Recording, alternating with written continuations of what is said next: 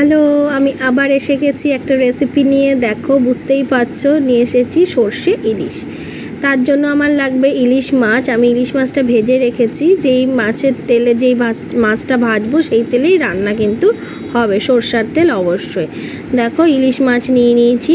তার সাথে আমার লাগবে হলুদ, সর্ষে বাটা, হলুদ, কালো জিরে, একটু ধনে জিরের গুঁড়ো, লবণ, আর হচ্ছে কাঁচা লঙ্কা আর টমেটো। আচ্ছা, টমেটোটা আমি এখানে নিইনি, আমি পরে অ্যাড করেছি।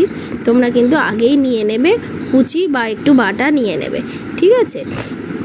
এই চটজলদি এই রেসিপিটা খুবই ইজি, সবাই আশা করি জানো, আমি তাও একটু দিচ্ছি।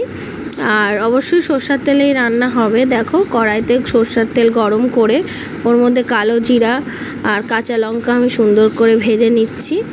আচ্ছা, ভেজে আমি ওই যে গুঁড়ো মশলাগুলো, যেমন নুন, হলুদ, ধনে গুঁড়ো দিয়ে ভালো করে একটু জল দিয়ে তেলের মধ্যে দিয়ে ওটা ভালো করে সাঁতলে নিয়ে এবার আমি দিয়ে দেবো হচ্ছে সর্ষে বাটাটা আমি একটু ছেঁকে নিয়েছিলাম।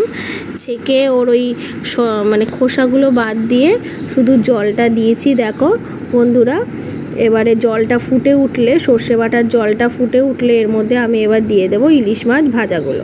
আচ্ছা, ইলিশ মাছ ভাজাগুলো দিয়ে দেবো তাড়াতাড়ি, কারণ সর্ষে কিন্তু তোমরা আগেও আমি পমফ্রেট মাছে বলেছিলাম যে সর্ষে কিন্তু বেশি স্বাদ লাগবে না বা বেশি এত ফুটিয়ে করে ফেলবে না, তবে তাই জন্য এটা একটু ফুট আসলেই তোমরা মাছগুলো দিয়ে দেবে। দেখো কি সুন্দর ফুটে উঠেছে, টকবক করে ফুটে একটু চাপা দিয়ে মাছগুলোর মধ্যে ঝোল তেলগুলো ঢুকবে, দিয়ে কিছুক্ষণের জন্য তোমরা ফুটতে দেবে। ফুটতে দিলেই রেডি হয়ে যাবে আমাদের সুন্দর ইলিশ সর্ষে।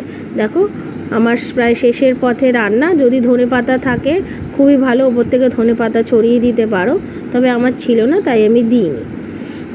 আচ্ছা, দেখো আমার সর্ষে বাটা রেডি। দেখো কি সুন্দর দেখতে হয়েছে। আলোটা একটু ফ্যাকাশে লাগছে কিন্তু দারুণ হয়েছিল। তোমরা প্রথম যে ফটোটা দেখেছো ওটার মধ্যে দারুণ খেতে হয়েছিল। তোমরাও জানিও কেমন হয়েছে। টাটা।